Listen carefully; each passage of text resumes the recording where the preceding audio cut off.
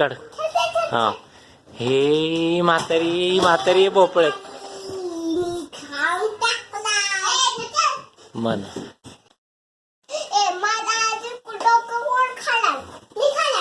मी खाणार.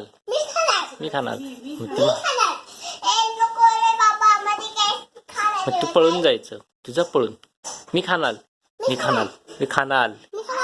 तुझा पळून.